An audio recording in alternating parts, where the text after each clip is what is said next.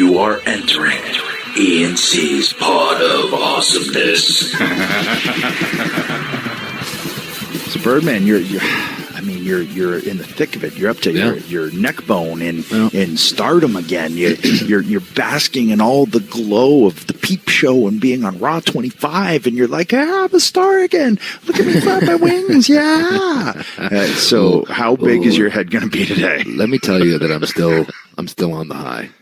Oh yeah, you're still riding it, huh? Yeah, and here's the more important than myself. Is that hold on. Can there be anything more important than you? Well, I mean, it traces back to me, Okay, like 15 I knew degrees of separation type thing. But 15, or whatever it is. How many is it? I think it's 6 or 7. Oh, okay. Like the Kevin. Oh, you're right. It is. But it's because of me. There's like 15. Because you're double the man that Kevin Bacon is. Double potency. Double and then some. Yeah. Okay. So I don't know if you happen to read about the ratings, but it was the highest ratings since like 2015. And I don't want to take credit, but there's a very good possibility that Raw 25 got rocket strapped.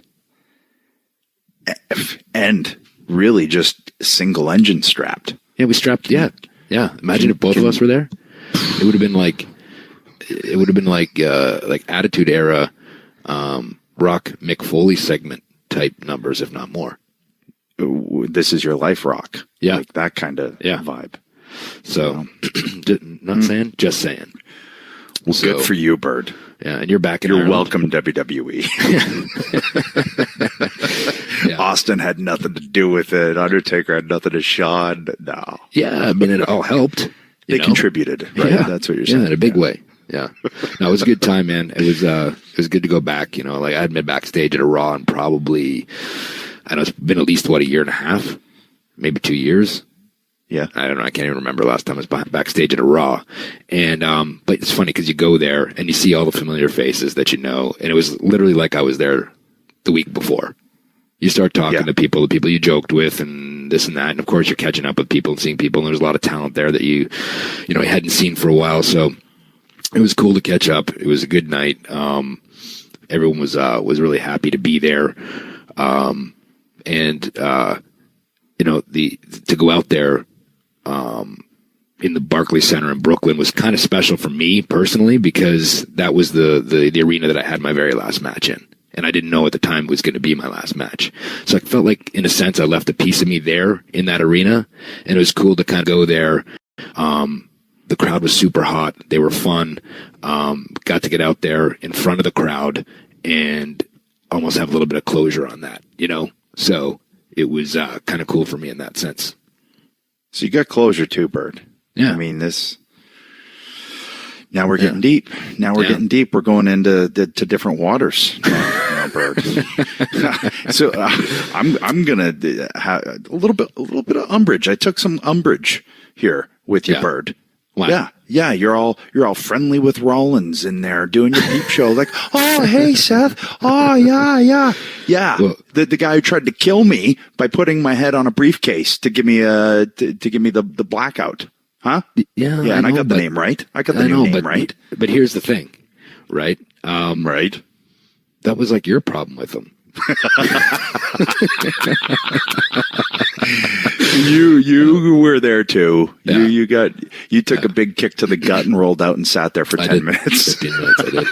But no, it was cool. Like, I mean, it was one of those shows you knew what it was going to be, right? Like there were so many people there. You knew it was just going to be every segment was going to be kind of short, and you just kind of had to just kind of know what it was going in, and it was quick, but it was cool, and like they had so many past and present superstars on the show, and it was kind of a little bit of a nostalgic kick, and I don't know, I was happy with my segment. I thought it was fun. I really think, and we had talked about Jason Jordan in the past, getting some personality and that sort of thing, and he is a great guy, and to see him. And then we were sitting there and we were doing, I know you didn't see it because you're over in Ireland, but when we were doing the Peep Show, every time he went to talk, the entire arena booed the shit out of him.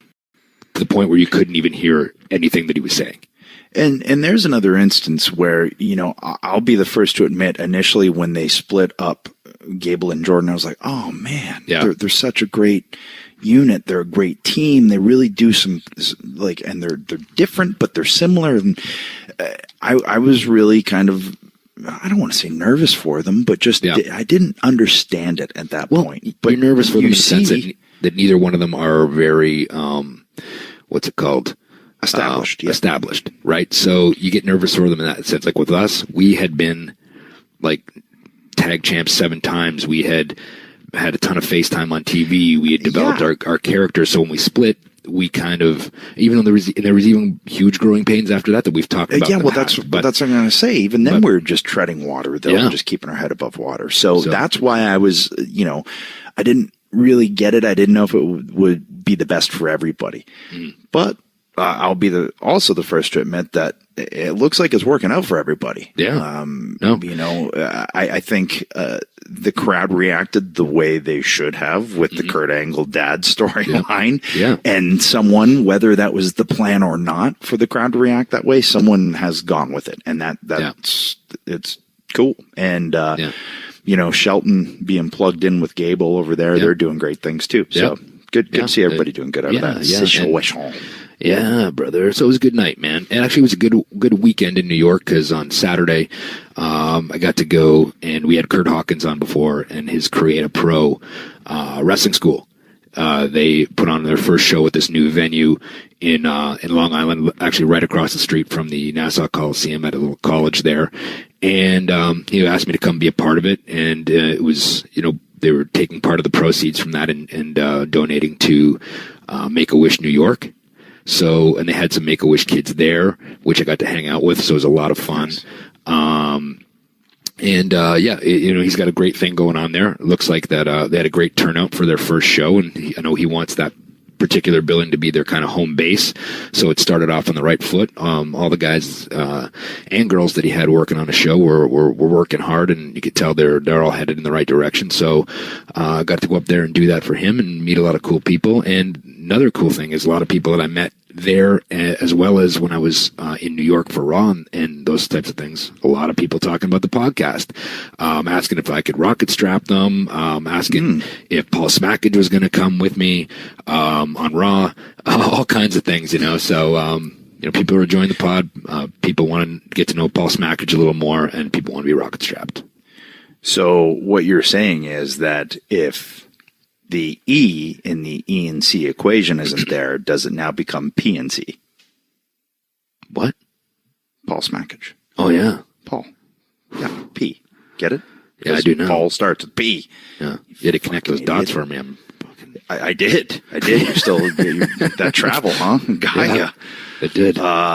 So you should have loads of gets in the tank. Oh, I was getting. You were getting a fiend. Getting while the getting was good. You got Batista. You're off to a hot start this year, and you know what? I'm going to concede it so far. Yeah. I'm going to let you get your gets. I'm just going to relax a little bit, considering I was the getting go master last year. Well, guess what? Because today I getted Graves. You getted Graves. Yeah. I feel like Graves. That's a T-shirt for him. Yeah, getted Graves. Graves got. Yeah. Getted Graves. So looking forward to talking to him. Obviously, he transitioned from being a wrestler into one of the best commentators that are in the biz today, brother. And he's probably going to have a super long career and probably go down as one of the best because he's that talented. And he's a well-dressed man. Yeah, he is.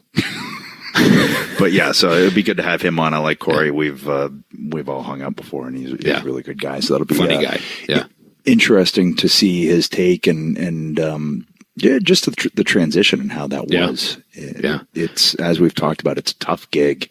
It is not easy. So to be able to transition the way he has is, it's a testament to, I'm sure, the work he's put in. But we'll talk to him about all of that. Well, I mean, it shows you how good he is. He's basically on every single show, So that shows you the faith that the company has in him, Yeah. So good for him. Yes. But we'll talk to him about that. We'll get there, Bird. But there was more. What else? I mean, you were rocket strapping people. People are asking to be strapped. It was hilarious. As I was talking with Jericho because he put out a little tweet about the how we had discussed the rope break in his no DQ match.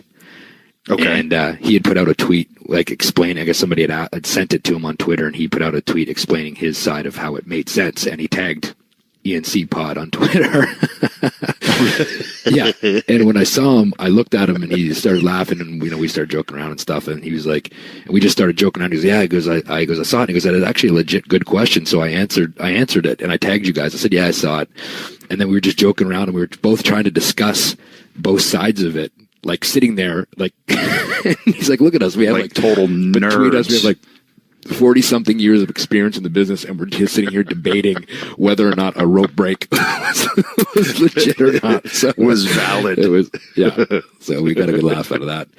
So it was pretty funny. Good what that says is that it's two guys or three guys if you include me, even though I was there, that you care about about the industry, and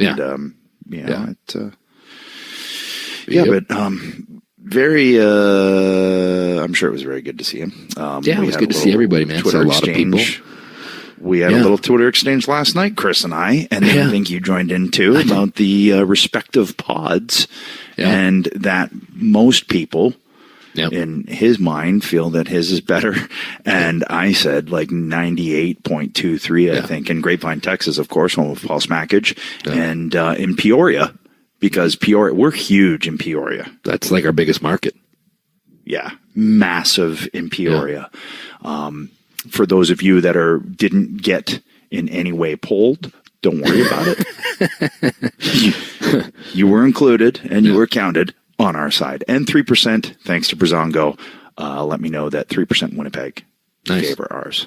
Yeah, and he's from Winnipeg, so that's kind of a slap in the face to him. Right. Yeah. Screw the other 97%. We got 3. Yeah. Just saying. Yeah. Well, good to see you. So what else, Bird? Nothing, man. Talked to Austin for a while. We always, like I said, we have a weird, funny rapport, so we were kind of just making each other laugh for a while. Did he tell you not to look at him? He did. Actually, he got me good. How long? Long? One time he told me 15 minutes. Whoa. And then he kept walking past me in the hall trying to get in my sight line. And I'm talking to people spinning around in a circle so I get out of my eye shot. And just people are looking like, what is this fucking moron doing? And it was just funny because nobody. For those that don't know, I got to at least set the table on this. So Austin, Jay, and myself have played this game called Don't Look at Me. I think we've probably talked about it. I mean, we probably talked about it on the live pod that we did with him on the network. Yep. But just real briefly, if one of us says to any of the other, don't look at me, how long? And then you have to not look at that person for that long, and that person can try and get in your eyes. We're grown men, everyone. Yeah. And Steve Austin is arguably, and not so arguably, the biggest star in the history of the industry. And on the 25th anniversary of Raw, he is back there with the Birdman playing Don't Look at Me. Yeah. So that was that. And it was funny because I still think I got the best. You know how Shane Audio mocked you, and that was like, well, that's a pretty big one. And of course you wouldn't do anything to get some revenge. I saw him too, and I talked to him about it, and he was so happy. He was gloating, like he was glowing, like he had just probably like the same feeling he had when he had his first child. That's how happy and glowing like he'd had another first child. Yeah. And he was just like, he was cackling. He's like, oh man, it was so great. And he was so pumped about it. And he was like, I can't wait for Mock Mania. And he actually said that. No, it's coming. It's coming. And how about, so I saw a still of him taking a stunner with beer spitting out of his face. And I just saw that little jowl sitting there. And I went, oh, man. That would have been the perfect opportunity for me to just slide in. No music, no nothing, no fanfare, nothing. Just slide in, do my old slide in, and just reach and go mock, and then slide out. And I probably would never be asked to come to a show again, but it might be worth it. Yeah, and I think I talked about this on the live podcast we did with Steve on the WWE Network as well. I think I got him with the. thanks, with the ultimate "Don't Look at Me." But we were tying him to Undertaker's cross, and they were going to hang him up live on the cross. And I was at his hand, and I was tying his hand, and I went, "Steve." I whispered to him, and he was, "What?" I went, "Don't look at me." He goes, "You son of a bitch! How long?" He even asked me how long. Just to show you how things like all the little inside jokes and the things that an audience won't pick up on. Yeah. But those are the things that, you know, you don't forget, and you have they fun keep saying and you laugh. when we do what we do. Yeah. You know, it's like, cause it's, you know, and, you know, that's part of the camaraderie too that you have with guys. Cause, you know, a lot of times they're on the road and we're spending more time with the other performers than you are with your own family. So there has to be a certain camaraderie there, you know? Yes. Yeah. Speaking of being away from family, I'm back in Ireland. How's that working out for you? You know, it's a strange transition every time. Yeah. Because I go from, you know, I'm dad, and I'm there for every second of the day for the girls, and I'm taking them to school, and I'm there, and it's breakfast and it's lunch and it's dinner, and you know, we're just a little pack, right? Yeah. And with Beth going on the road now for the Mixed Match Challenge and all those things, it was just a lot of daddy-daughter time. Mm-hmm. And then to like, it's kind of like jumping into an ice cold tub. It's like I get here and I go, whoa, okay. Essentially, I'm a bachelor, because I wake up, and if I'm not working, I just kind of go, okay, so, well, what to have for breakfast? And then what should I do? And I'll read a book, and hence reading, 55 books last year. Yeah. Yeah, that's what I got to, Bird. 55. Crazy. Actually, I think it's 56, as a matter of fact. So it's just it's a weird transition, and I live like a bit of a, wandering hermit, if that makes any sense. Over here, I just throw on a toque and my pea coat, and I go work out, and I eat, and then I walk around, and I FaceTime with the girls, and that's pretty much it if I'm not working. Yeah. But I will say that I have seen a lot of our Irish hosers. Nice. And you also get an understanding of how popular WWE is here, still is here. Mm-hmm. I think added to the fact that, Sheamus and Finn and Becky have made such strides. Yep. But it's one of those, like a lot of people are into the pod. Yep. And just, but friendly, just super nice folks. I really do enjoy it over here. The only thing that would be better is if the girls were here. Yeah. But, Beth's still in school, getting her master's as well as doing commentary. So she's, can't happen right now. But anyway, so I'll quit being such a depressing. That's all right, man. Sad sack. Get it all out there on the table. You had closure, right? You're allowed to talk about your damn closure in the Barclays Center. I can talk about being sad because I'm not around the girls, right? Oh, yeah. Speaking of this, I'm just threw my pen down because I almost forgot. Did you hear that? I did. When I was in Long Island for my signing on Saturday, guess who I had lunch with? Long Island. Mick Foley. No. He's closer than you might think. What are you closer you might to? Be listening in on this conversation. Mega Matt? Yeah. Whoa. That's right. In the flesh. Yeah. I like that pronouncement. That's right. That's right. I scooped Jay up in my Kia. Yeah. Nice. Yeah. Yep. Kia Sorrento? Yeah. No, the Optima. Yeah, then I made him go rent a nicer car and come back and pick me up again because I wouldn't be seen in it. Yeah, so I came back in a Range Rover 20 minutes later. No, it was a good time. We went to a fine diner there. I love New York diners, by the way. New York diners are the best. Yeah. Nothing finer. Oh, they're the best. Than a New York diner. Yeah. So with Scott's Diner. We had a nice little meal. Sitting in a recliner. Chatted.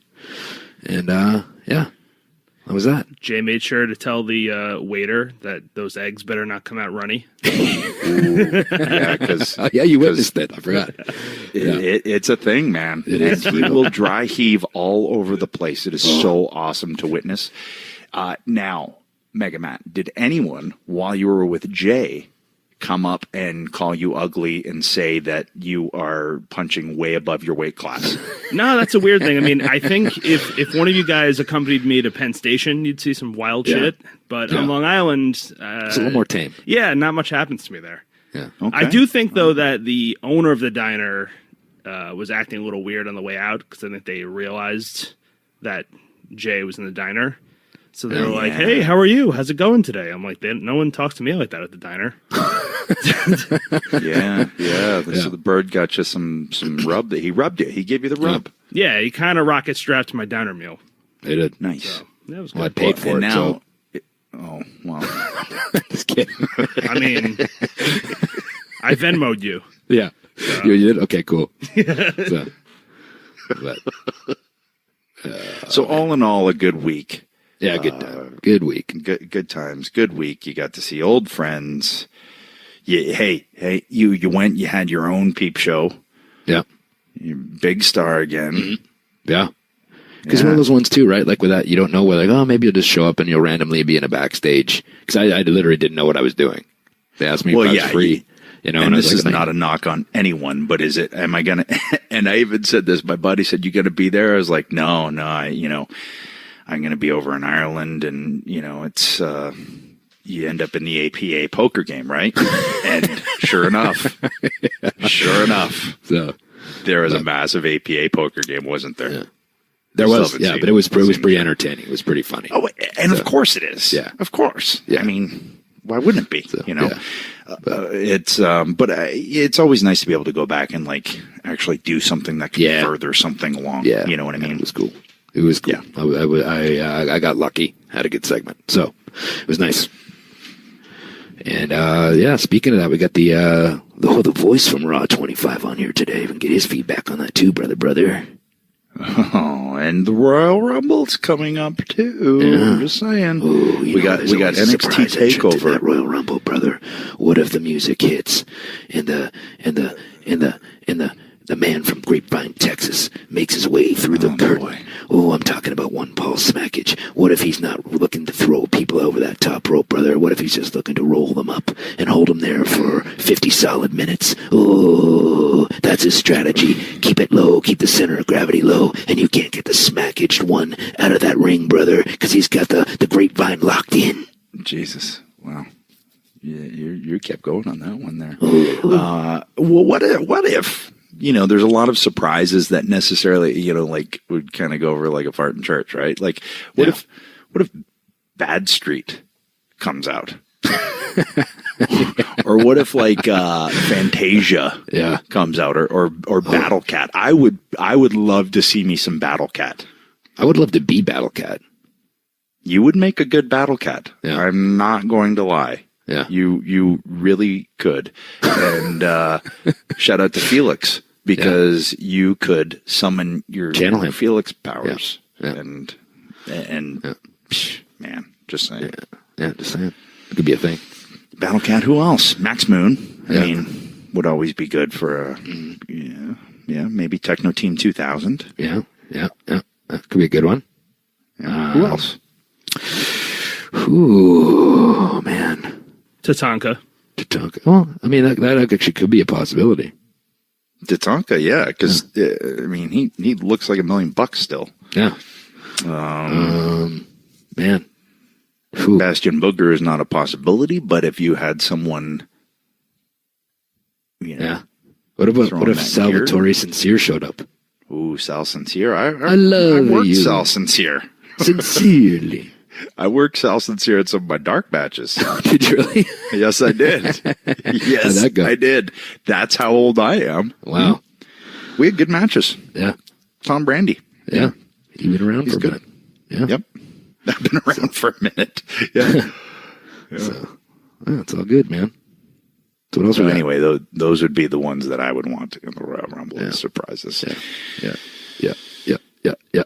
Well, should we get to Should we get to Corey? What do you think? Should we get to Corey? Yeah. Let's get to Corey. All right.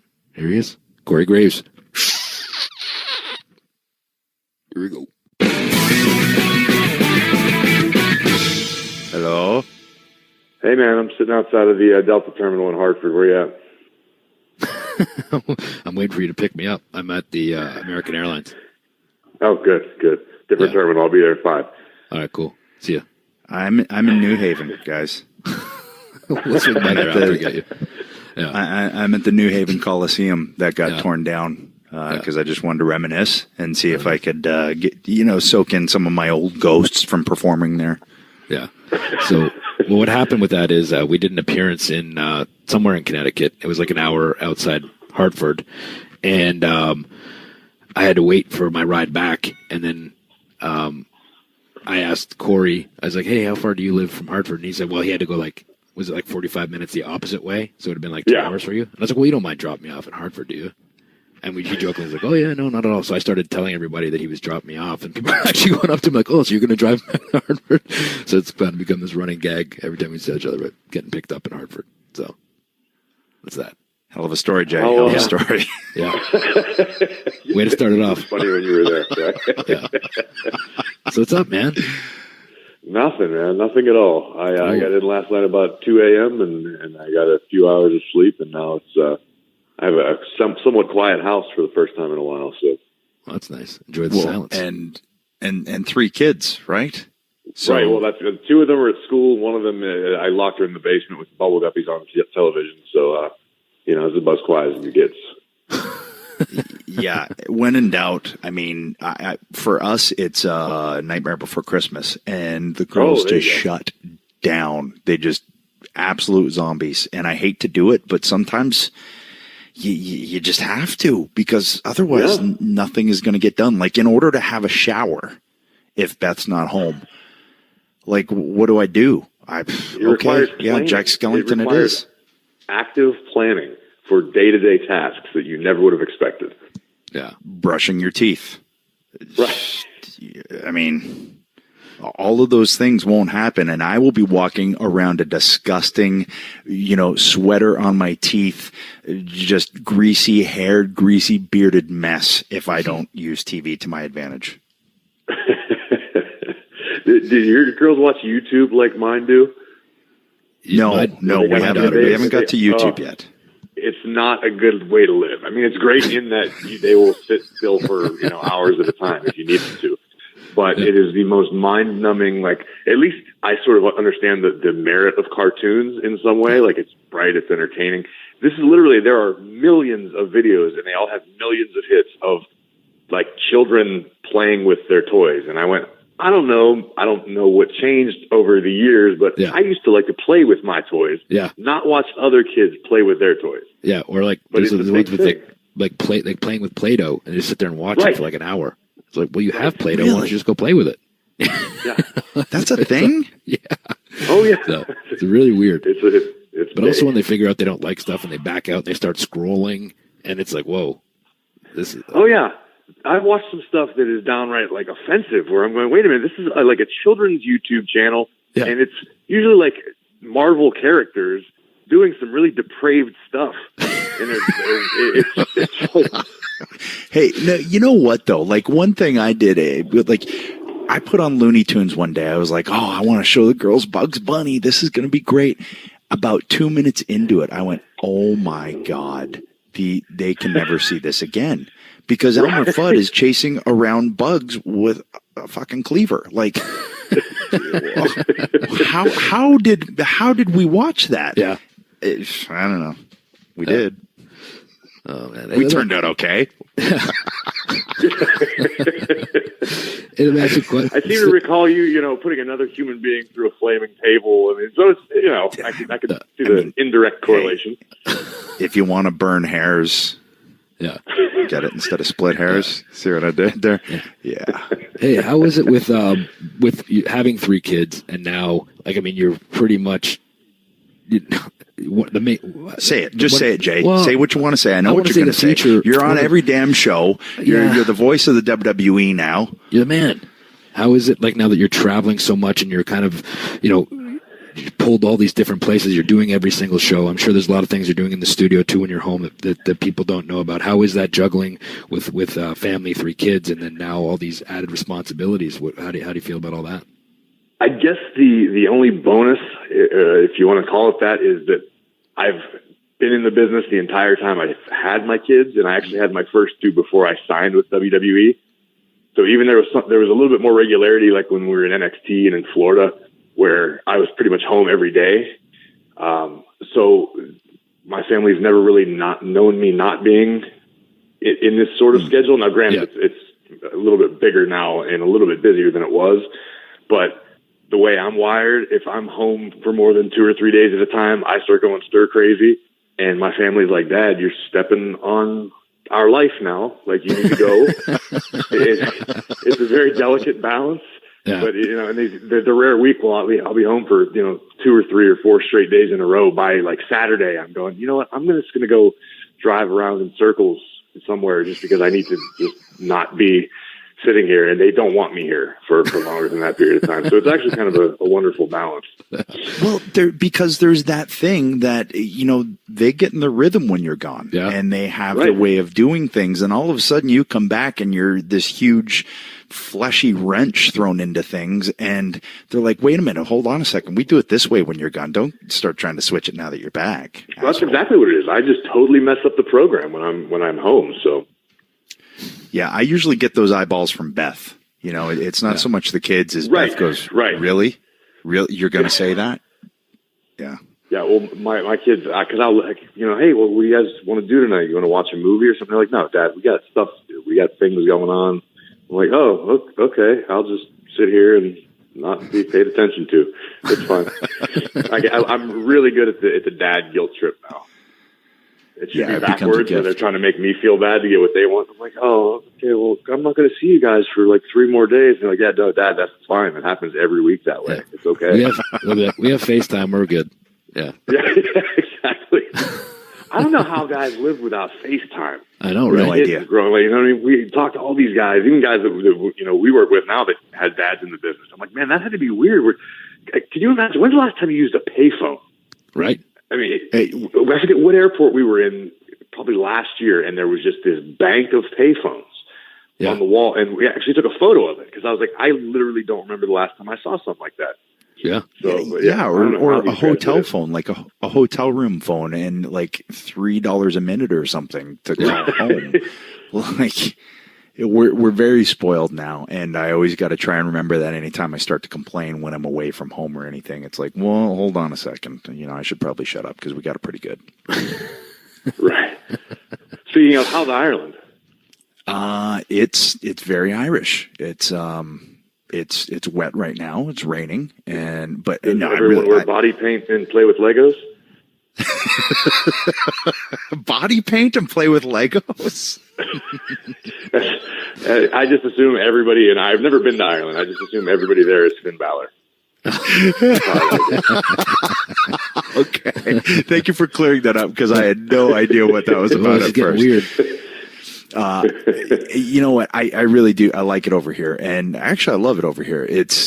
And as I've been here more and more, because it's like a year and a half off and on that I've lived here now, I really am starting to feel like, I don't know, like I really have a connection here now. Like I know people, and I have my breakfast place, and I know Mary who owns it, and I give her a hug every morning, and I have my Americano, and so I'm starting to, for when I'm here, at least now I have, a life and places to go, and a lot of friendly faces. So it's an amazing country. It's beautiful.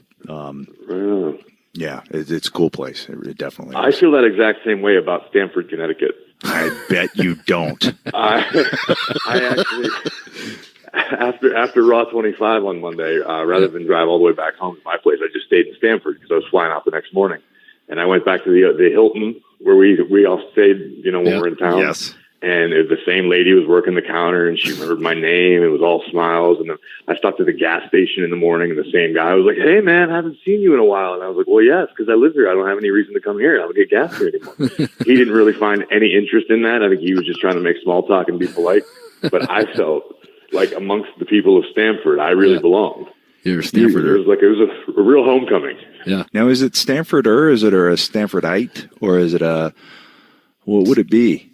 I don't know what the proper chosen term for the residents of Stanford are. However, I know that when you get off of the exit by WWE headquarters and to go to the studio, there's a big sign that says, "Welcome to Stanford, the city that works." Yeah. Man. Okay. And I don't know if that meant like the employment rate is great in Stanford or if just everything mechanically is sound. I'm not delved too deep into the history of Stanford, but that's what I always think of. Me neither. Yeah, past the building and the TV studio, that's pretty much or the Hilton where we would eat. Yeah, I don't know much else about it, but way to go, Stanford! You work. Yeah. Way to work it. I mean, there are worse things to lay claim to. Yeah. True. So speaking of Raw 25, you got to obviously call it. What was your how'd you feel about the experience? It was awesome. I mean, that first segment with Austin and McMahon was just, I became a kid again. Yeah. Like we all have such fond memories of the Attitude Era, and we all had times when, it made us fans, and there was nothing hotter. And it's just being that was also, it was weird because they had us ringside at Raw 25, which we're usually up in the Oakland position on the stage. So to be literally right there ringside and, see Vince and Shane and Stephanie. And then when Austin's music hit, I swear that was maybe the loudest I've ever heard in an arena that I've been inside of. Mm-hmm. It was like that. And when Dolph Ziggler cashed in Money in the Bank I think it was at the Izod Center. Yeah. So I literally, the only time I looked at the roof going, oh, this place is coming down. Man, you missed a lot of ours over the years because I lived vicariously through television. I will say that Jay's reaction in Waterbury, Connecticut was, it was up there. He's big in Waterbury. Yeah, he's big in Waterbury. Yeah, that's one of my main towns. But it was a weird vibe though, going back and forth for the live crowd. Because, you had like that incredibly hot start to the night. It's like, well, you just saw basically the biggest angle in the history of wrestling. Yeah. Now where do you go? And you could tell anytime something would happen on the screen, the crowd was just like, okay, let's just wrap this part up and get back to the stuff that's here for us. Yeah. But it was pretty weird. What really got me was we were in the production meeting early in the day, and they showed the video package that aired that Shane threw to at the beginning of the show, where it was just like kind of a 3-minute recap of 25 years. Yeah. And it was insane. The fan in me was just, you guys, I'm sure you can attest this. You get wrapped up in the bubble and you get lost in it. And then you have those moments where you just get to step outside and go, whoa, like I'm here. This is all I ever wanted to do. And it's been a crazy road, and we have, we're all exhausted and miserable for one reason or another, but this is it, man. This is where we're at. And it I'm watching that package, and I was a 15, 16-year-old kid again sitting at ringside. Well, it's interesting that you say that. Like, first of all, shout out to the production team that puts those packages together, Adam Panucci and the gang up in the studios, because the work they do, I've said over the years, that is what has set WWE apart from everybody else, and that's, to me, that's the reason why they won the wars, and we're one of the main reasons. I agree with that. But it's so true, like you said, in the bubble, and you're in the bubble, and you don't realize either until you're out of it, or those select moments when you can just sit back and while you're in the bubble and go, man, this is a really amazing gig. Like this is, like you said, everything I always wanted to do, because we all grew up lifelong fans, and that's all the three of us wanted to do. So here's my question to you. Being a lifelong fan, being a wrestler, now segueing into this, and I'll say it, you're walking down the same path as a Jesse Ventura, Bobby Heenan, guys like that. Like you're now forging that and continuing that path. I know there's not necessarily a heel announcer anymore, but that's what you're doing. How surreal is that? Like when you're sitting there at a Raw 25. It's weird just listening to you say that, and coming from you guys who I've, obviously we've become friends over the years, but I still maintain such a high level of respect for it. I got goosebumps to even say that, because it's one of those things I try not to think of. And I feel like for me personally, getting lost in the bubble helps me, because I don't think too much beyond like what I just kind of live in it. You know what I mean? Mm-hmm. It really, when somebody says it to me, that's when I go, wait a minute. And I'll read Twitter or something and people will say those sort of things once in a while. And I go, wow, that's really nice. But I don't look at myself that way yet. Hopefully 20 years from now, I can go, oh yeah, I'm in that conversation. I'm still so new to this that, yeah, I'm comfortable in it and I have a blast doing it. But, we're all perfectionists and I'm going, oh man, I would have rather done this. And I'm wrapped up in it. Back to our last conversation where I'm so wrapped up in making sure I do this right or thinking of this transition or making sure my timing's right on this call that I have to step back every once in a while and go, oh wow, yeah, I'm in the same vein. And I had a good friend of mine, we talked a few months ago, and he said, you have to think about it, man. There are so many great wrestlers. Like there are countless wrestlers in the Hall of Fame, and you can sit here for hours and argue over who's the best and who's your favorite. He's like, name the greatest announcers. He's like, even if you go through the history of the business, I mean, you're looking at a group of, 10 names that come up regularly, and that's unanimous across the board. And it's just insane to me to think of that. But, I never want to get comfortable and I never want to get complacent. So I just kind of keep that grind for myself. Yeah. But I mean, it's awesome to have anybody even be in that conversation. And of course, I'm sure someone will listen to this podcast and be like, oh my God, Graves is the worst. He ruins the shows. He's the shit. Like, I can't stand him. No, I'll say that after you get off. Yeah. Oh yeah. But speaking of being relatively new at it, and your career ended pretty much the same as mine because of some concussion issues and things like that. And when you get that news, I mean, it's probably a little bit different for me than it was for you because I'd had such a long career and I'd accomplished a lot of the things that I wanted to accomplish in the business, and especially in WWE, you were just kind of getting your foot in the door of WWE. You were in NXT. You were starting to get the ball rolling, and then a couple injuries happen, and then you get this news that's kind of thrown on you. What was your mindset at that point? Were you was commentary, was it something you kind of had to, was it something right away you knew you wanted to jump to, or was it a bit of a process? And, what was the feelings you had when they told you couldn't wrestle anymore? Were you thinking that, your time here was done? Well, I remember I had a meeting. We were at Full Sail because it was an NXT TV taping, and I was in the office with Hunter and a couple of the other guys from the office, and they gave me the news. Hunter, to his credit, at the time I hated him for it, but a few days earlier kind of gave me a heads up in the nicest way he possibly could that, I got the initial heartbreak out of the way that day. Mm-hmm. So when I got the official news, it was, I don't want to say any easier, but I was a little bit better prepared for it. Mm-hmm. But I remember Bill DeMott was the head coach at the time, and he pulled me aside. He said, hey, listen, if you need to go home for the weekend, take a week off, just kind of get your bearings. And I said, Coach, I don't know anything else. I'm not going anywhere. And I sat there through the whole tapings, and I was nice and miserable for everybody. I have no poker face, but but I stayed there, and it wasn't even. It almost kicked into survival mode. I imagine it must be like what people feel like at any job that they've put their time into, and they have they have a happiness in their life, even being hurt and banged up and frustrated in NXT, going, why can't I go to Raw? Why can't I go to SmackDown? I was still getting paid by WWE to wrestle. It was literally a dream job. Mm-hmm. So to have that dashed in such a quick period of time, it was hard to deal with. But I also looked at it going, I got a family to take care of. Mm-hmm. I'm still here. I don't think they're mad at me. I didn't do anything wrong. I didn't screw up. This was a really unfortunate thing. I just started doing anything and everything I could. I literally, I would go to the Performance Center. I think I went in the Monday following, and I started working with the guys on production and learning how to, play music at live events. And I started paying my dues all over again from the ground up. I mean, before the shows, I was running the cables under the ring for the speakers for the NXT live events. I mean, anything and everything I could get my hands on.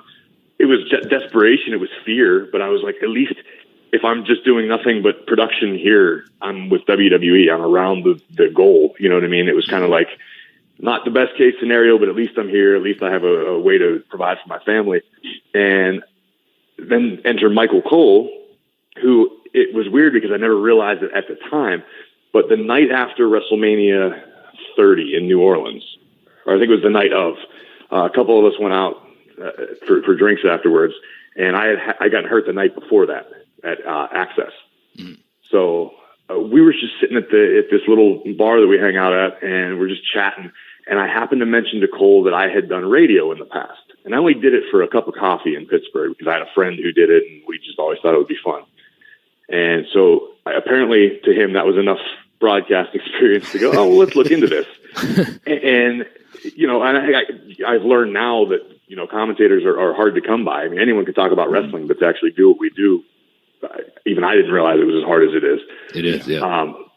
But Cole, it didn't happen immediately, but a few weeks down the road, he was like, hey, listen, why don't you give commentary a shot? And there's a room in the Performance Center that's set up for that. I think, Jay, you were in there, I think, with us. We did that for a little while, right? Yeah, so when I was going down there, same thing, I was kind of in limbo as to what was going on. And same thing, I was just trying to stay busy and not sit at home and think about what was happening and go crazy. So I was coming down a couple times a week to help out some training down at the Performance Center. And I remember, talking to you and running, and we talked a few times because we were going through similar things. And, when I was out there in the ring, kind of helping some guys, you'd disappear for 5-6 hours at a time and show back up, and you were back in that commentary room, just doing commentary on random matches and things like that, and just starting to get the reps in, right? Yeah, and that was it. And I did that forever and a day. I mean, 5 days a week, probably 3, 4, 5 hours a day. Me and a guy at the time, Rich Brennan, and Saxton would come in once in a while. And I mean, that was all I did all day. And much like everybody that does it for the first time, it was hard, and I was not good. But, to Cole's credit, he believed in me and fought for me. And then, and Hunter and everybody gave me the opportunity there was no rush on it. You know what I mean? And the whole time I'm still doing all these other roles, and I'm helping. Dusty was around, God rest his soul. And I got to work with Dusty so much because when I wasn't sitting in the commentary booth, I would literally sit in Dusty's office and he'd go, what do you think about this kid? Let's give him a character. And I would help teach promo classes. And like that to this day is one of the proudest things that I have ever experienced in this business, was that Dusty trusted me enough to sometimes run his promo classes, or it gave me responsibilities on his behalf. Yeah. And, he was like, Dusty Rhodes. It's not, talk about a tip of the hat, right? And Dusty Stetson. Yeah, right. And it was just the coolest thing. And then when we were talking about having those moments that you kind of get to step back, I remember driving, I was still living in Tampa, and I was driving back from Orlando, like basically every day. And I got into an argument with Dusty about something. I don't know what it was, but so I'm driving home, and I called my dad, and I'm like, Dad, this sucks, and I'm miserable, and I'm freaking Dusty. He doesn't know what he's talking about. And my dad goes, stop. Listen to what you just said to me. And he goes, you're calling me because you're mad that you got into an argument with Dusty Rhodes over a creative idea. And I went, okay, yep, duly noted. I'll shut up now. I'm shut up now. Thanks, Dad. And that was one of those real kicks in the teeth. And I was like, okay, yeah, no, I have nothing to be mad about right now. Yeah. But yeah, like I said, Cole gave me the opportunity, and I just kept rolling and got in, and they put me on NXT, and it took, another couple of years, but it worked. Well, but here's the thing, and this is a testament to, that's Beth. I tell you, Beth is really trying to get a hold of me. She's calling me during the show all the time. She's trying to get rocket strapped, is what it boils down to. Yeah. But it's a testament to the fact that you were doing all of these things, and you didn't just like give up and go home and, wallow in your own self-pity. You started doing all of these things and looking into the production side of things, and that gets noticed. There's no way that Hunter doesn't see that Michael Cole doesn't see that. And, further to your point, you said how hard it is to commentate. We've talked about it on the show before. It is a really hard job. Yeah. And the fact that when people make it sound easy, that just means they put some serious work in. So you would shed it on this, and it showed, because in talking to Beth, doing the mixed match challenge with you, she's like, it is one of the hardest things I've ever done. And I mean, she's her second week in, and having never done it before, I was like, well, of course it's going to be hard, honey. And you're going to get better, but you just got to put in the reps. That's all it is, and she's taken it so seriously, and she's been so awesome to work with. You can tell. I mean, she comes in, she's got her notebook full of notes, and she's got stories for everybody, and she does more work than I do to prep, which is awesome.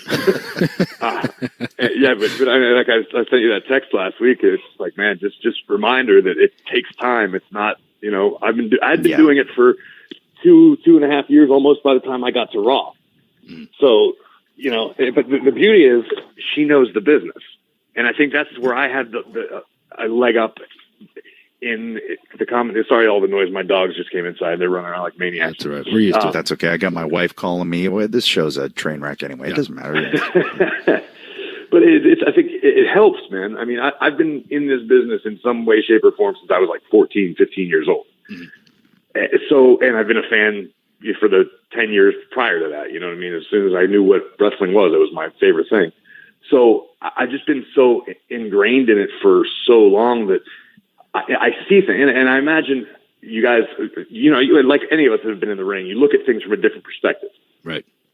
I think even when I try to wrestle, I try to think like a heel.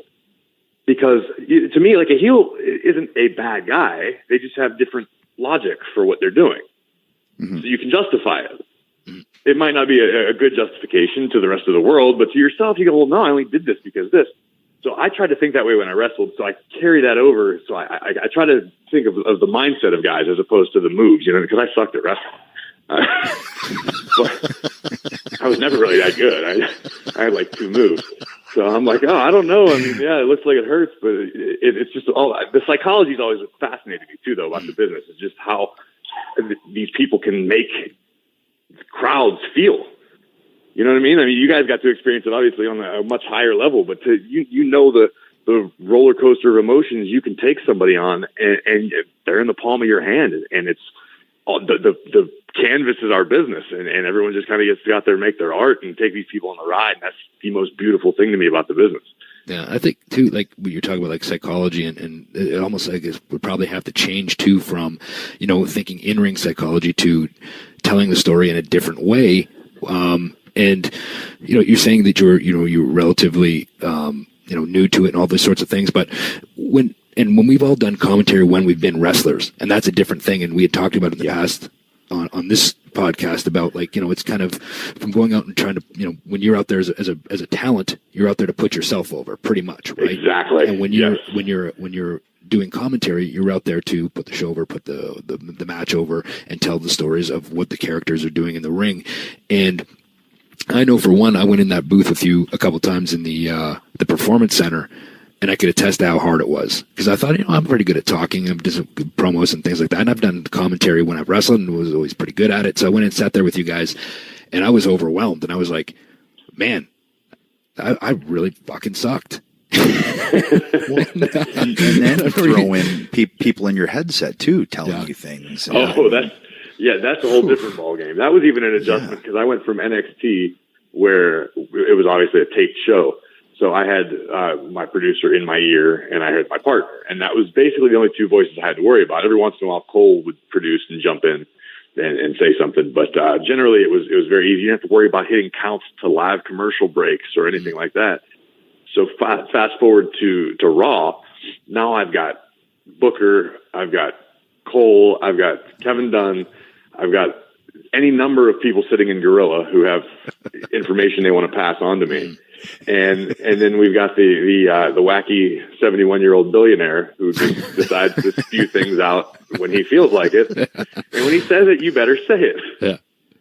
And so I mean, it's weird. And that was the hardest thing because I think on a human level, when you have someone talking in your ear, you stop.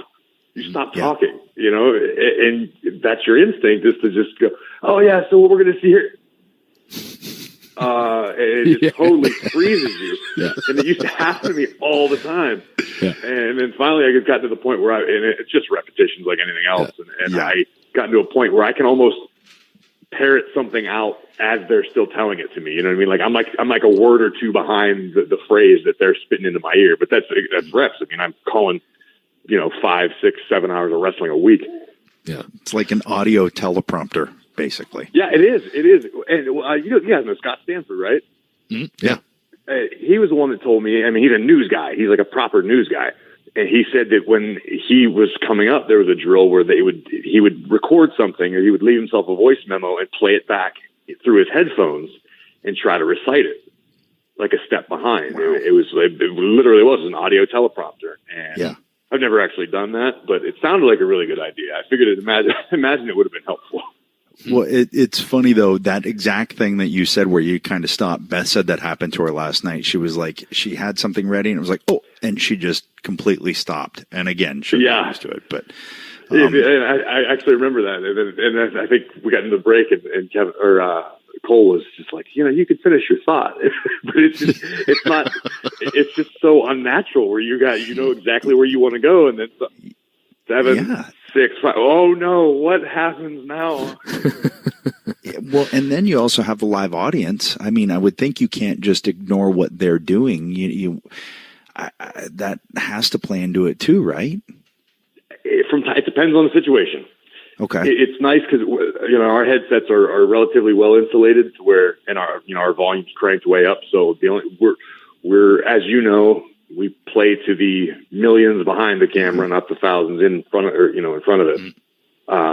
So we're kind of in our own little world there. But every once in a while there's something, and if it's good, usually the boss is the one that wants to point it out. Mm-hmm. He'll come on, guys, put this over. Listen to these people. And I'm going, oh yeah, I would love to. The last time I did that, you yelled at me. Okay, you know what? So here's a question. Let's say the day after Mania last year, and Cesaro jumps into the crowd and hoofs the beach ball, or he crushes it or whatever. What do you guys? I mean, what do you do there? So my rule of thumb and it's taken me a while to get comfortable enough. If it shows up on my monitor, it's fair game to talk. Fair about. game, yeah. To me, even if it's in the background or something, and a lot of times there's something that won't show up on the monitor that's an integral part of the story that you have to cover for. But when the Cesaro thing happened, I thought that was like the plan, or somebody told him to go do it. He just went rogue because he's a freak athlete and tracked down a beach ball, and it was awesome. But and again, I don't think there's really a set rule for that. And again, even though there's like a list of things you're not supposed to say or you're not supposed to do, that changes on like an hourly basis. Depending on in a 3-hour show. Well, it happened back-to-back weeks. We had this edict in a production meeting a couple weeks ago where after a backstage pre-tape, there's a wide shot of the crowd and just let everything breathe. Don't talk over it. Don't react to it. Just kind of let everyone kind of digest what they just saw. Makes sense. Perfectly logical. Last night, something happens. There's the live shot. The three of us shut up. Why didn't anybody say anything? I don't know. I'm sorry. I made up this idea in my head that we weren't supposed to say anything. I don't know. But now, we said you're basically on every show now. How different do the shows feel? Like, how different does Raw feel from SmackDown, besides just the location aspect? Like you said, with Raw, you're further back. How different do the products feel? SmackDown, to me, is incredibly fast-paced, which sometimes is fun and other times can be kind of difficult because 3 hours versus 2, it doesn't seem like it would be that huge of a world of difference, but I mean, it absolutely is. Monday, we never struggle for time to tell the stories. If the and you get a lot more 2-seg matches or just plenty of time to do whatever business you need to do. SmackDown, to me, feels more like an infomercial where it's bam, bam, bam. Here's this, here's that. Plug this. Let's throw to break. Let's throw to this package. And you got 2 rosters of roughly the same size. So obviously, everyone needs their airtime and their stories told. I just feel like SmackDown is so, I don't want to say rushed. It's just fast. And I have more fun on Mondays in that I can really, I feel like, help delve into a story or a character or give it some layers, some depth. Because that's what's fun to me. I make most of the stuff up. I mean, some guys will come up and give me little tidbits here and there, but usually I'll just go into business for myself and try to make myself laugh. So, when you're working with Booker, you got to keep yourself sane, I loved it. Was it a couple of weeks ago when he forgot who was in the main event, or he started repeating Brock? I think. I was like, on camera. Oh my yes. God, yeah. Bless his heart, because it's happened to everybody. You know? Oh yeah, absolutely, absolutely, it has. Yeah.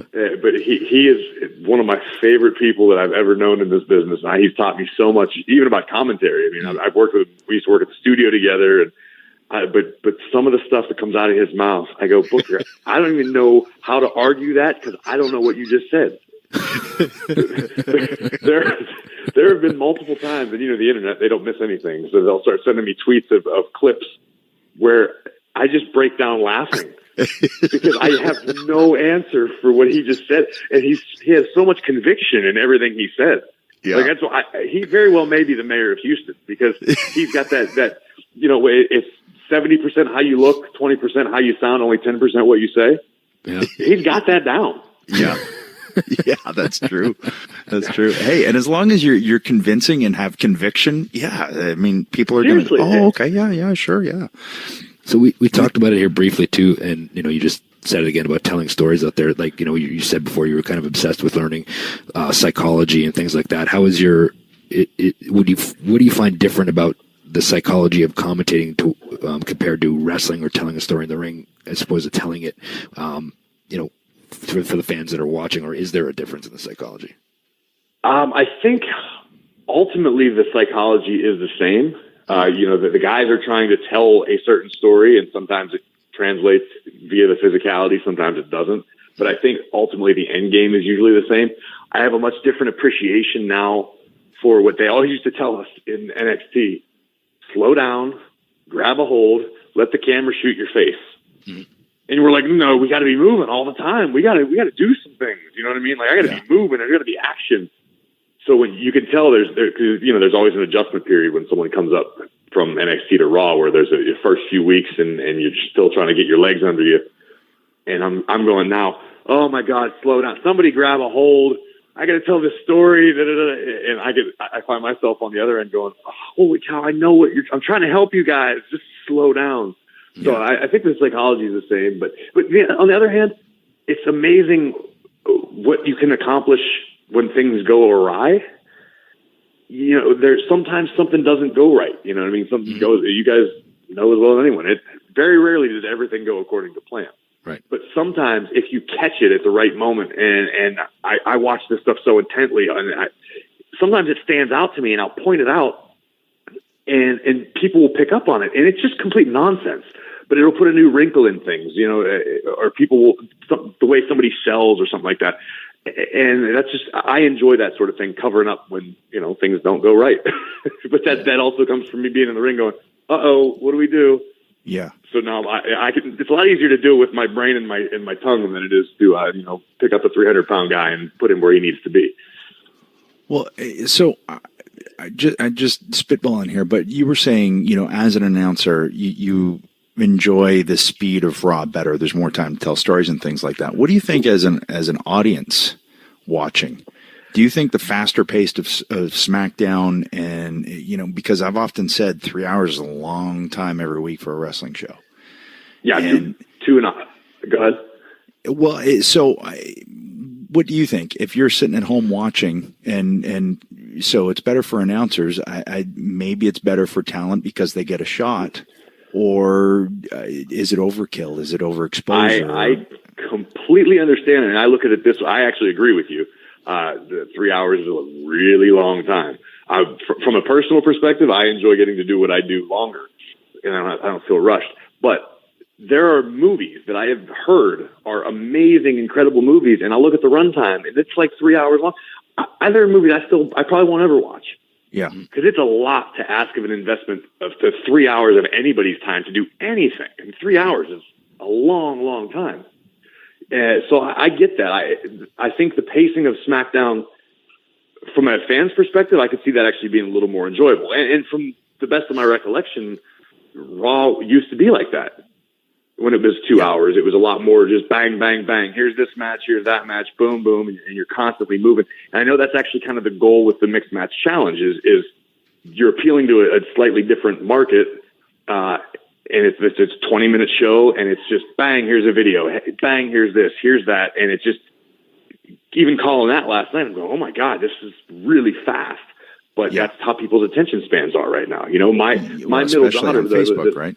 Yeah, my 7-year-old daughter actually sat and watched the Mixed Match Challenge the other night it was on WWE Network now.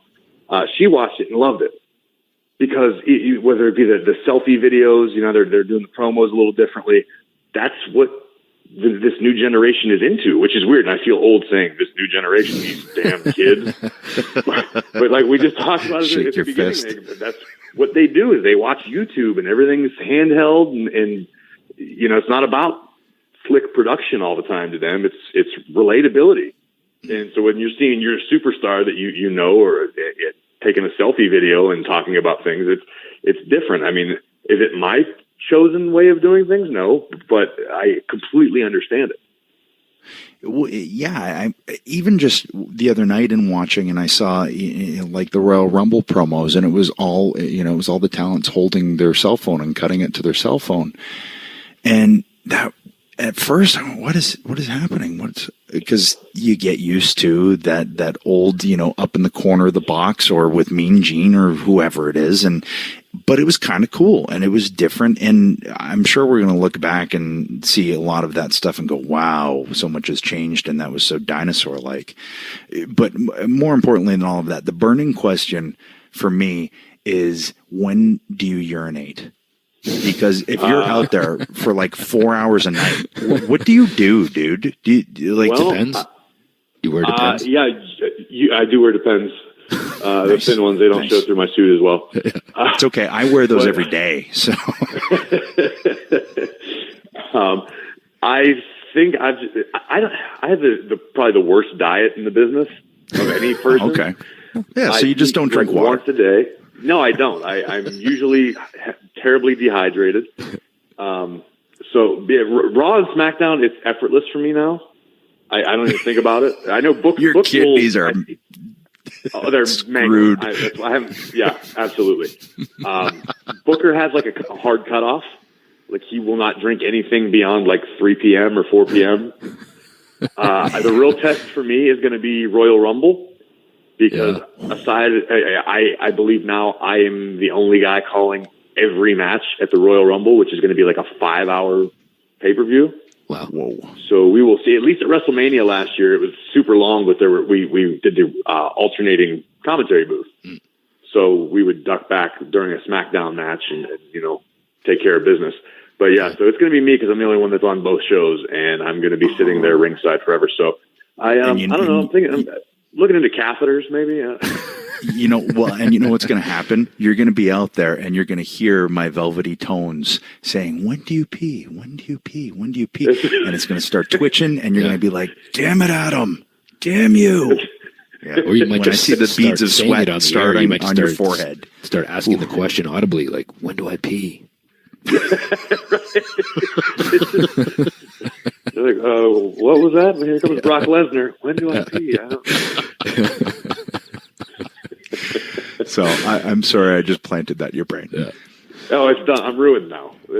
We can pinpoint the downfall of Graves' commentary career to this podcast. It's okay. It's a downfall for a lot of folks. It's funny to me too that, like, I mean, you know, because when you finally got onto Raw, you know, you had like I said, your time wrestling in NXT was kind of short, but you've had been wrestling on independence for many years, and I mean, actually, you and I think actually wrestled each other in England on a 1PW show, I believe. That's right. Yeah. Actually, I distinctly remember that we shot an angle to wrestle each other, and then you flew to Toronto to make a movie. Yeah, I did. So I basically, in my mind, I might be the NWA champion by default still. Right. Yeah. Nice. But I'll take it, you know? Yeah. I'll order a replica, put it in my office, and be like, oh yeah, I beat Christian for that. So when you were out there working like places like England and in these small, independent shows, in the U.S. or wherever it was, all the places you were working, was there ever a time where you thought to yourself, man, maybe I'm not going to get to WWE, which is, the way I feel, and the conversations we had, which has always been your goal. Was there ever that thought that went through your head? Oh yeah, absolutely. I was, I think about 26 27 years old, and I had just had my first kid, and I think my wife was pregnant with the second. And shortly after my wife got pregnant with her first, or with our first, my son Cash, I went and got a big boy job, like a responsible adult. I got a job at 911 as a dispatcher. So I was like, well, you know what? At least I'm going to have, income, and I'm going to be able to take care of my family. And if nothing works out, I've got this decent county job. And I was still wrestling, as much as I could. I was doing some tours over in Europe and all these things. Then my younger brother, who I trained to wrestle when he was 15, 16 years old, he got booked as an extra for WWE for the very first time. And he calls me and he goes, dude, I'm so excited. I got booked. And I told him, because I've been an extra 87,000 times. I said, hey man, just, talk to people, meet people, keep your head down, just, stay out of trouble. Don't get your hopes up, basically. Yeah. So he calls me like a week later and goes, dude, they're sending me to Florida for a tryout. I went, oh, that's weird. Okay, cool. Good for you. And called me a week or two later. And he's like, dude, I got signed. I went, oh, wow, that's the biggest kick in the nuts in the world. I'm proud of him. I love him to death. But part of your soul died. Yeah. Oh, yeah, absolutely. And I was like, well, at least I've got this 911 job, and I'll wrestle from time to time if I want. And, hey, one of us made it. I'm just trying to, justify it to myself why my life's work had been taken from me in favor of my brother, who'd been in the business, a year. So I'm like, oh, okay. I really had started to come to terms with it. God's honest truth. My days off from 911 were Monday and Tuesday. So Raw and SmackDown were in, I believe, Pittsburgh and Cleveland. And I was like, well, yeah, I'll go make an extra $500. So I called the office and I was like, hey, you guys need any extras? And they said, yeah, sure. Come on down. So I went there. I was probably 15 pounds lighter than the last time I'd been there. I'd grown my hair out. I was like the most regular looking I've ever been in my entire life because, I had the long hair, I had the mohawk, and, as regular looking as I can possibly be. As you're going to be. Yeah. And I remember walking backstage, and the guy who was, I believe, the head of talent relations at the time, was after Johnny. He's like, hey, man, you look great. I said, oh, thanks. He's like, what have you been up to? And I told him, I said, well, I basically quit the business. I'm just here to get paid. And so I didn't really think anything of it. And like a week later, he calls me and he's like, hey, we're going to give you a job. I went, oh, okay. So I call my little brother, who's still down in FCW at the time. And I'm like, hey, dude, I'm coming down. We're both signed. And then, of course, I'm like, we're going to be the new Steiner brothers. It's going to be awesome. And despite the fact that neither of us are actually badasses, but in my mind, we were the new Steiner brothers. And so I remember I'm back to work at 911, and I'm like, yeah, I put in my 2 weeks notice. Screw you guys. I'm going to Florida. I'm going to be a superstar. It's a Friday, and my brother calls me at work. Dude, I just got fired. I went, oh, no. Oh, boy. There go the Steiners. Yeah, right? 2 days after I get the call that I'm hired, they fire him. I moved to Florida, which now, right when I get there, like Seth Rollins had just gotten there, Ambrose was there, Reigns, all the, the guys that populate the main roster now. And Rollins actually told me that there was some speculation within that they had signed the wrong brother. Mm-hmm. As we have the same last name, and at the time, I think we had the same address, maybe. But I'm like, well, this is the company that often does things as such. They signed the wrong one-legged guy. Yeah, I was about to the say. Wrong brother, not out of the realm of possibility. Right. Exactly. Yeah. I mean, so that there's a good possibility that was the case. Yeah. So that was two one-legged wrestlers, and you hired the wrong one. I mean, yeah. Right. But your brother actually has gone on though. He's been pretty successful in Mexico, and he's got a man. He's doing great right now. He went over to. He's one of the guys that when they release a wrestler from a contract or developmental, they hey, it's never always goodbye. It's not right now's not the time. Go change some things up, get better, do what you want to do. And a lot of guys, it just breaks them. They go, well, this is it. I'm done. I can't do it anymore. My brother was young. He was 20, 21, 22 when he got released. Yeah. So he took the advice literally. I know William Regal was a big influence on him, put him in contact with Europe, and he went over and worked for what's his name, Brian Dixon, for the wrestling camps. Yep. And for like a couple of years. And I remember he came back one day, and this was the last couple of years, and we went to a ring and we're just rolling around. And I remember going, "Good God, dude, you're good." He was never spectacular. Anything. He's a big guy. He's like 6'4", 6'5". But we're there just rolling around, and you guys have both been in the ring with Regal, and you know how Regal just puts you where he wants you. It's effortless.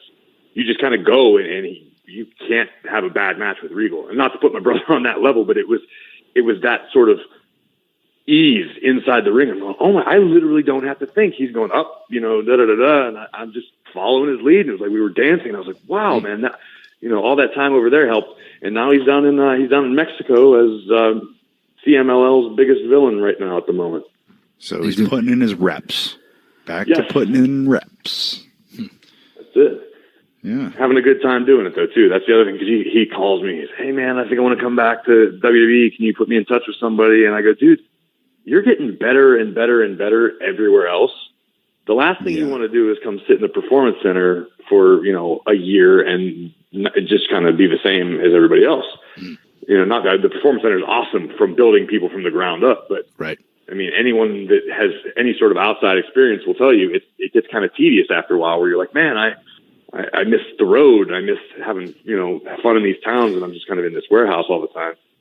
But and it's possible to build your name and to build, like, you look at Kenny Omega and what he's doing, and his experiences when it was, up in Georgia, and now what he's done by just picking experience from here, and here. It's as much of a throwback as you can have to the territory days, where when people got to the WWF, they were already completely ready. They were well-rounded performers because they'd traveled to all of these different territories. Exactly. And you see a lot of that now, even with like NXT right now. NXT, what was, back in the day when it really started to blow up, and you had Rollins and Ambrose and those guys that had some prior experience, but you had a lot of guys that the world as a whole was very unfamiliar with. Mm-hmm. Some people had some experience, but I mean, you're seeing a lot of these guys for the very first time, and it was kind of this really cool brand new thing. But now, to keep the brand rocking, you need people that are. It's almost its own worst enemy, and it's less about developing talent now because it's its own brand, and you need to keep it strong. So you're seeing them bring in a lot of guys that have competed around the world, Ring of Honor. Now you've got Adam Cole. It's basically a who's who of the independents now. Right. Well, yeah, from Samoa Joe to Finn Balor to Sammy, to Owens, all of these guys that already had tenure in all of these other places and a 10-year career. They need to go there to hold down the fort for a year before they get called up. Exactly. But no, it's a good problem to have. It's exciting to see guys succeed on the indies outside of the machine. Mm-hmm. You know what I mean? Because I remember when I first broke into it, my first few years on the independents, it was AJ Styles and Cabana and Punk and Samoa Joe. It was all these guys that would go on to become megastars. And it was just this. That was the crew we came in with. You know what I mean? That was any given show you did, especially in the Northeast, you were going to see those faces and like Low Key and all those guys. And so then there was like this weird drop off where it got to the point where even when I was on the indies, there weren't any guys for me to learn from. Mm-hmm. This business predicated on being able to learn from different guys and different experiences. So I went from being able to work with a AJ Styles and learn more in a night than I had in the last 6, to being the elder statesman on the indies. And I'm like, I got no business here. Not on the indies as a whole, but most of the shows that I was working on. And I'm like, yeah, don't ask me, man. I haven't figured this out yet. I'm looking for some help.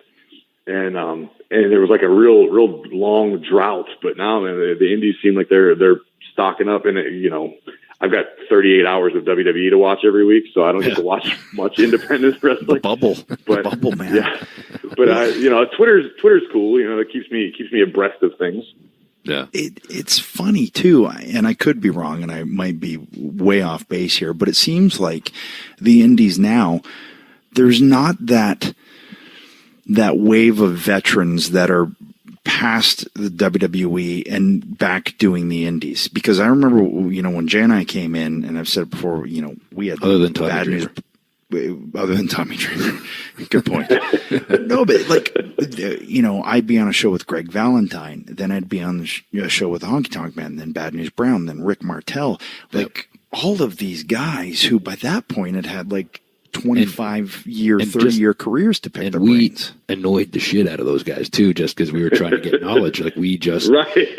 And we actually became really tight with Bad News Brown, and I think we thought we were bothering him, but I think he appreciated the fact of our thirst for knowledge, and he was happy to give it to us because he saw how bad we wanted it. Yeah, and but we had guys like that, It's funny you mentioned Tommy Dreamer though, because I don't know if I've ever even told this story that he is as responsible for my foot getting in the door at WWE as anybody.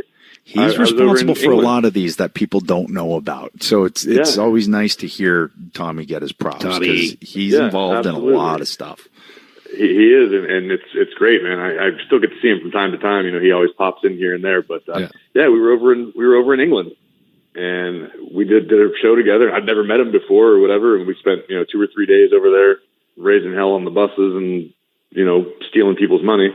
And, he was like, did you ever think about going to WWE? I was like, yeah, it's kind of been the goal the whole time. And, it took me 5 years after that meeting to actually get there. But I always remember that. Tommy was my first contact to kind of invite me. He booked me as an extra. I was living in Pittsburgh. He booked me as an extra in Chicago the night after WrestleMania 22.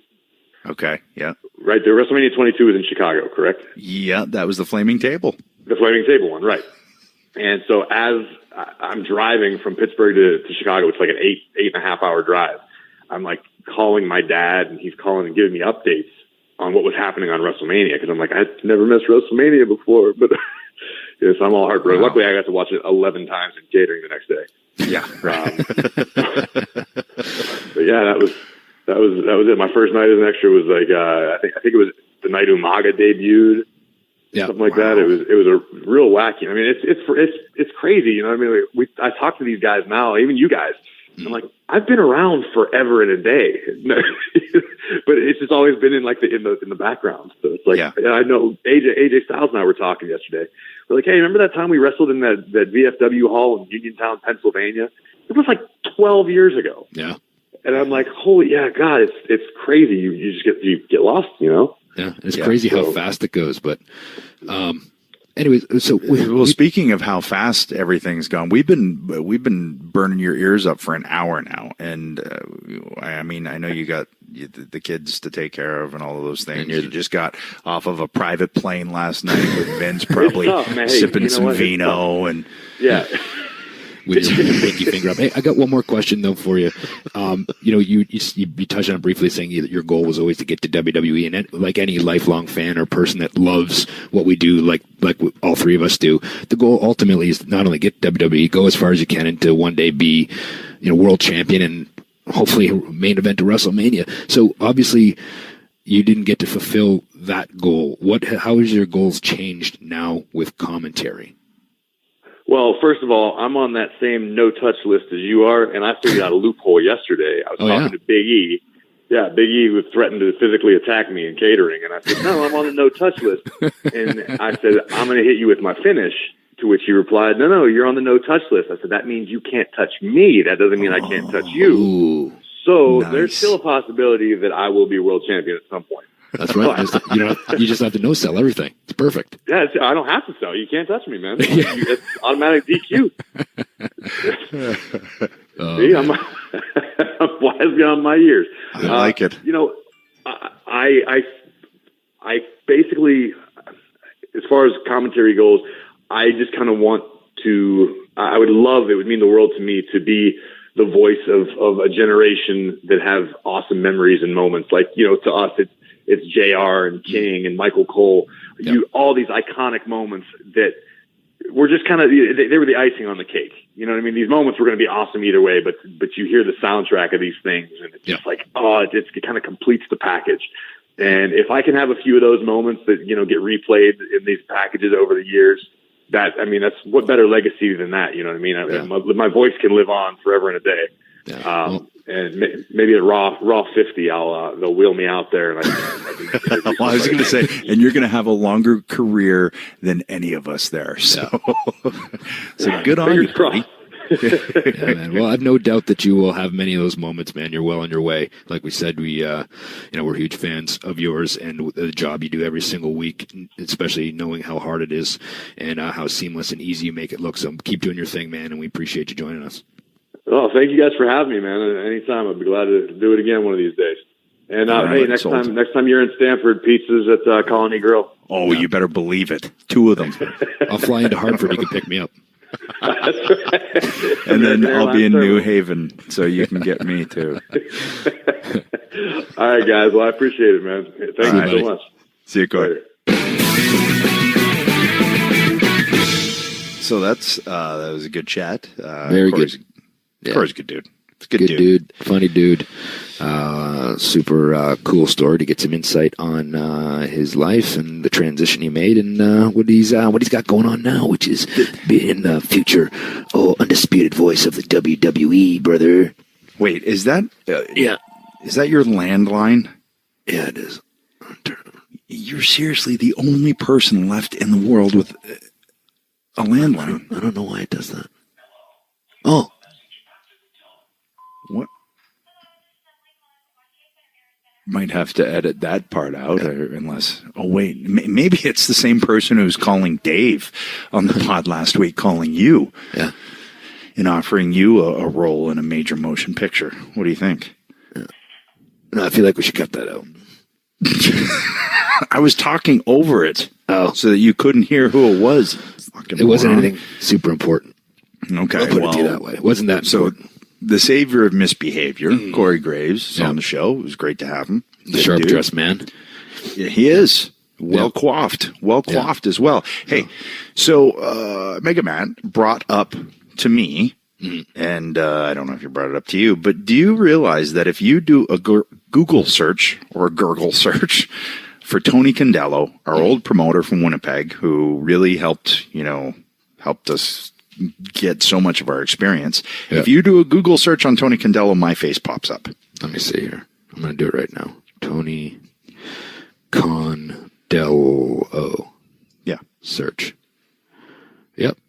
Italian professional wrestler. And that's your picture. Okay, I got to see this now. That's awesome. Just to show you how... Maybe it was the person that sent it to Mega Matt actually just went on there and did it. You think? It says here you're from Calabria, Italy. Yeah, there I am. Yeah, Italian professional wrestler. And you want to know what that picture is from? That is from a documentary that they did for Tony. Oh, wow. Or on Tony, and I was interviewed for it. And that's what I had a World of Wheels appearance up in Winnipeg. And Condello called me like every day, can you do an interview for me? Yes, Tony, I can do an interview. Whoa, you scroll down and look at the picture of Don Callis. My word. He looks like Heath Ledger Joker. So, I forgot to tell you this as well. Being backstage at Raw 25, so many things happened. I almost forgot this one. So I saw one Michael Hayes backstage. Oh, yeah. And he looks at me and I went, here we go. He goes, hey, prick. He goes, why do you keep talking about me on your podcast? And then I was like, well, I said, we're trying to get you, another run. Trying to get you over, kid. And, we threw some barbs back and forth. And then I was like, well, do you want to come on and so I can hear from the man himself, the man who started the here we go trend? And he's like, no. He's hot.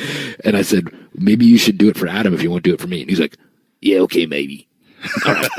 Well, how can I do it? I said, we'll just call you on the phone. He goes, okay, yeah, just let me know. So he'd do it for you, but not for me. So He doesn't like you, Jay. Yeah, which would actually be a pretty entertaining podcast. Man, can you imagine? You know, just if you look back at everything Michael has been involved in, from Mid-South to then into the UWF and then over to Texas, just everything that he has done and been involved in, even throughout our career and so many careers. Man, the stories. Yep. So be a good one.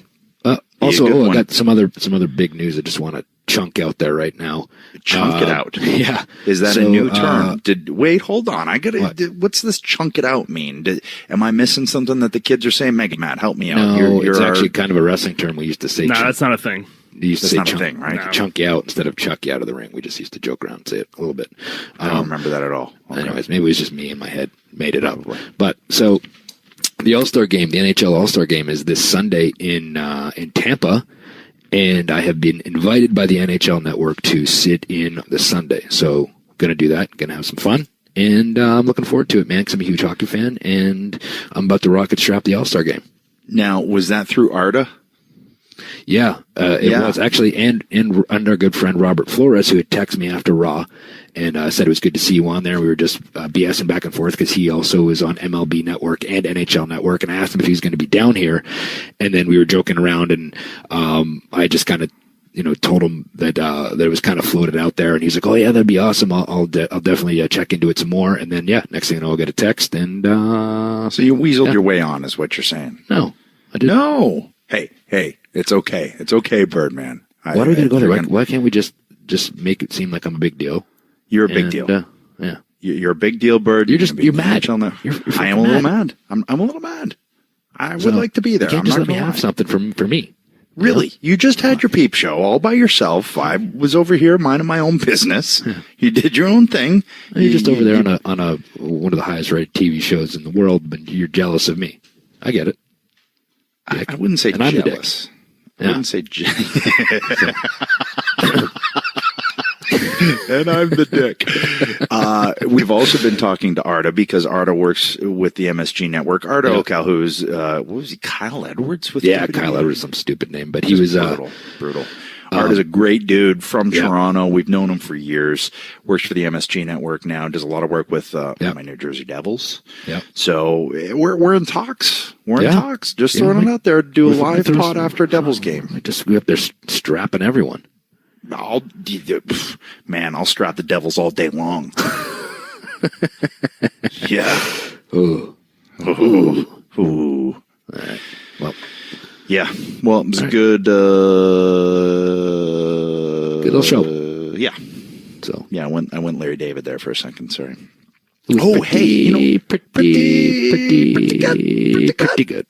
Yeah. You know what I do have to mention real quickly is that whose phone is that? Wait, it's mine. Oh, but okay. Wait, it's Beth. Hold on, check it out. Hello? Hello? Hi, I'm doing the podcast. You're on the show again. Oh. You're trying to. I know. Oh my God, she's. I mean, what would a convenience. Oh my God. Exactly. You're trying to rocket strap yourself kid. again. Seriously, we'll do anything to get. I should probably stop messing up your show. Okay, I'll call you in a little bit, honey. Love you. Okay, love you. Yeah. So see, we're impromptu here. This ain't scripted. None of this is scripted. We just fly by the seat of our pants. Actually, we're flying commando. We're not wearing anything. They're out there, Jerry. Ooh, ENC pod flying commando. Another T-shirt. Another shirt. Damn it. Going commando, whatever it is. I don't know. Going commando. Flying commando. So real quickly, we were asked about TV shows the other day, and I discovered another show while I was over here, and it has Ted Danson in it, so I was like, it's got to be good. Yeah. Kristen Bell, it's called The Good Place. Mm-hmm. It is so well written. Cool. Really funny. It's good. It's good. That's been a lot of my downtime has been watching that. So anyway. Cool. Yeah. All right. So that's it. Yeah. We're out. Yeah, that's it. NXT TakeOver on Saturday. Royal Rumble on Sunday while you're busy, rubbing elbow pads with Steven Stamkos. Yeah. I won't be watching it. I'll be in bed. But yeah, you can, DVR I'll watch it the next day after I finish up work. All right. Sounds good. All right. Cool. All right, hosers. You're off the hook for this week anyway. Brutal.